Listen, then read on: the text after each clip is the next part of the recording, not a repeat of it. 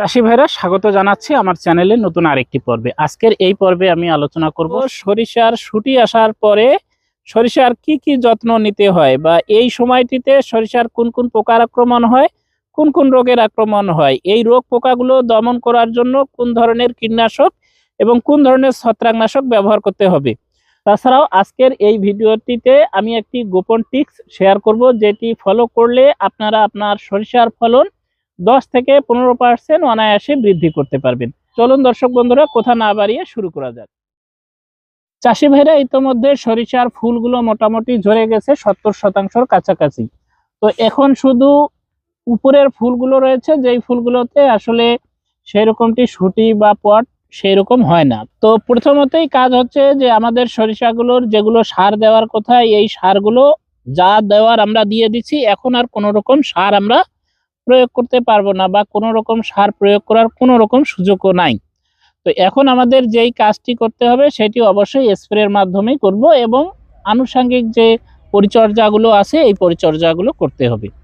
তো প্রথমেই আমাদের লক্ষ্য করতে হবে যেই সময়টিতে সরিষার শুটি চলে আসছে বা পট চলে আসছে, এই সময় আমার জমিতে রসের ঘাটতি আছে কিনা, অর্থাৎ জমিতে যদি জো না থাকে, রস না থাকে, সেক্ষেত্রে হালকা একটি সেচ দিয়ে দিতে হবে। তবে লক্ষ্য রাখতে হবে এ সময় জানি কোথাও পানি জমে না থাকে। পানি জমে থাকলে সেই ক্ষেত্রে ওই জায়গার সরিষাগুলো ঝিমিয়ে যাবে। সরিষাগুলো ঝিমিয়ে গেলে সেখানে আর দানা বাঁধতে পারবে না। ঠিক এই সময়টিতে আরেকটি সমস্যার সম্মুখীন আমরা হই, সেটি হচ্ছে জাপ পোকার আক্রমণ। জাপ পোকা দলে দলে একেবারে দলবদ্ধভাবে সরিষার গাছের রস চুষে খায়, যার ফলে এই শুটিগুলো আর দানা বাঁধতে পারে না, শুটিগুলো নষ্ট হয়ে যায়, ফলে আমরা সরিষাতে মারাত্মকভাবে ক্ষতির সম্মুখীন হই। তাই এই জাপ পোকা দমনের জন্য সুন্দর একটি ব্যবস্থাপনা নিতে হবে, যাতে আমরা জাপ পোকা সুন্দরভাবে দমন করতে পারি। তো এই জাপ পোকা দমনের জন্য আমরা যেটি করব সেটি হচ্ছে ইমিডাক্লোরোপিড গ্রুপ অথবা এসিটামিপ্রেড গ্রুপের কীটনাশক স্প্রে করে দিব। ইমিডাক্লোরোপিড গ্রুপের কীটনাশক হিসাবে আমরা পাবো অটো ক্রপ কেয়ারের ইমিটা বিজএসসি এবং এসিআই ক্রপ কেয়ারের টিডো বিজএসসি। তো এগুলোর মধ্যে যে কোনোটাই আমরা স্প্রে করতে পারবো। সেই ক্ষেত্রে এর ডোজ হচ্ছে 1 মিলিয়ে 3 লিটার পানিতে। এই দুইটার যে কোনো একটি আমরা স্প্রে করতে পারবো 1 মিলিয়ে 3 লিটার পানিতে মিশিয়ে, যদি আমরা সেখানে জাপ পোকার আক্রমণ দেখতে পাই। ভাইরা, ঠিক এই সময়টিতে আরেকটি সমস্যার সম্মুখীন আমরা হতে পারি সরিষার ক্ষেতে, সেটি হচ্ছে অল্টারনেরিয়া ব্লাইট। তো এই সময়টিতে গাছের মধ্যে অল্টারনেরিয়া ব্লাইট দেখা দেয়। বিশেষ করে এই সময় অল্টারনেরিয়া ব্লাইট দেখা দিলে পাতাগুলো পচে নিঃশ্বাসে পড়ে যায়, তাছাড়াও আগা অনেক সময় ভেঙে যায়। তো এই ক্ষেত্রে অবশ্যই দেখতে হবে যে অল্টারনেরিয়ার উপস্থিতি আছে কিনা। যদি থাকে সেই ক্ষেত্রে আমরা ম্যানকোজেব জাতীয় যে কোনো ছত্রাকনাশক স্প্রে করে দিব। এই সমস্যাটি দেখা গেলে 80 WPর ছত্রাকনাশকের ম্যানকোজেবগুলো স্প্রে করে দিতে পারবো। সেই ক্ষেত্রে আমরা যেটি করব সেটি হচ্ছে ডাইথেনেম অথবা ইন্ড্রোফিল অথবা জাস অথবা আসামিল অথবা নাসা অথবা অথবা বাইজেপ অথবা ওজেপ, এই ধরনের যে ছত্রাকনাশকগুলো আছে সেগুলো পার লিটার পানিতে 2 গ্রাম, আমি আবারও বলছি প্রতি লিটার পানিতে 2 গ্রাম হারে মিশিয়ে স্প্রে করে দিব। তাছাড়াও এই সময়টিতে আরও একটি সমস্যা দেখা দেয়, সেটি হচ্ছে পাউডারি মিলডিউ বা ছাতা পোড়া রোগ বা ছাতা রোগ। তো এই ছাতা রোগটি যখন হয় তখন দেখবেন যে শুটিগুলো শুকে যাচ্ছে, গাছের গোড়াগুলো ভেঙে যাচ্ছে, গাছ হঠাৎই পুরা সরিষা মনে হয় পেকে গেল। কিন্তু এই শুটি ধরা রোগের কারণেই সেটা পেকে যায় এবং খড়ের মতন শুকিয়ে যায়। এই শুটি ধরা রোগের আক্রমণ দেখা দেওয়ার সাথে সাথেই, যদি কোনো রকম দেখা দেয়, তাহলে সাথে সাথেই আপনি রোভরাল অথবা 75 WP 80 WPর যে ম্যানকোজেবগুলো আছে সেই ম্যানকোজেবগুলোর যে কোনো একটি স্প্রে করে দিবেন। হয় আপনি রোভরাল স্প্রে করবেন অথবা 75 WPর যে কোনো একটি ম্যানকোজেব স্প্রে করে দিবেন। তাছাড়াও আপনারা নাটিভো 75 WGও স্প্রে করতে পারেন। এই তিনটির যে কোনো একটি স্প্রের সাথে অবশ্যই কার্বেন্ডাজিম গ্রুপের ছত্রাকনাশক, যেমন নোইন, অটোস্টিন, র্যাবজিম, এই ধরনের যে কার্বেন্ডাজিম গ্রুপের ছত্রাকনাশকগুলো আছে এগুলো সাথে পার লিটার পানিতে 1 গ্রাম হারে মিশিয়ে স্প্রে করবেন।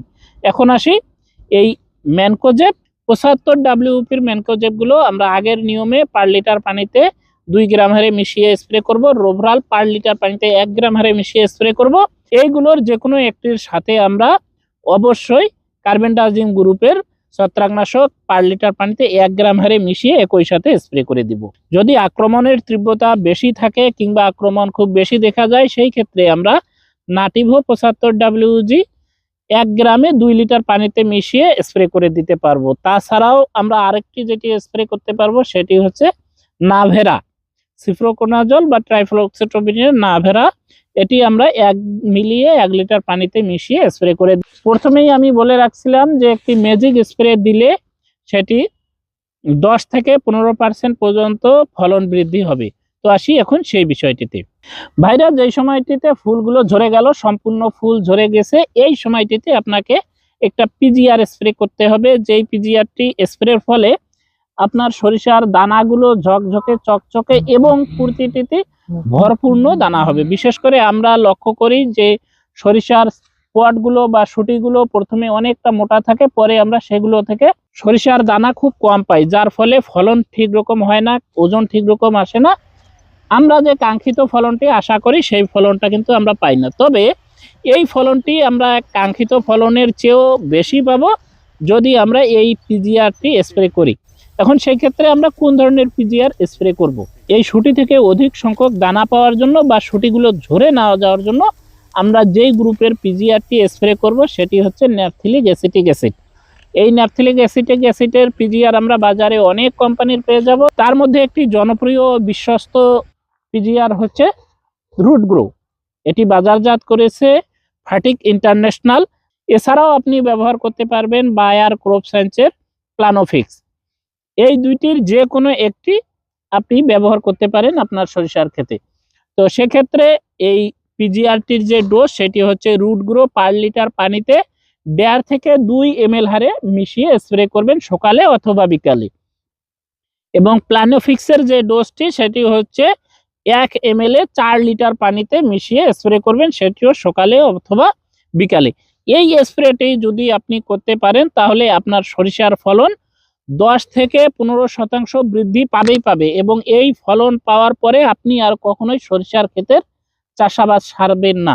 এই স্প্রেটি যদি আপনি করেন তাহলে আপনার সরিষার ফলন এত পরিমাণে বৃদ্ধি পাবে যে আপনি আর কখনোই সরিষার চাষাবাদ ছাড়বেন না। তো দর্শক বন্ধুরা, যদি আমার দেওয়া তথ্যগুলো ভালো লাগে তাহলে তো একটি লাইক করতেই পারেন। আর যদি নতুন দর্শক বন্ধু হয়ে থাকেন তাহলে অবশ্যই চ্যানেলটি সাবস্ক্রাইব করবেন। কমেন্টে আপনার এলাকার কৃষি বিষয়ক সমস্যা লিখতে পারেন। সবাইকে অসংখ্য ধন্যবাদ জানিয়ে আজকের মতন এখানেই শেষ করছি। দেখা হবে, কথা হবে পরবর্তী নতুন কোনো টপিকে, নতুন কোনো ভিডিওতে।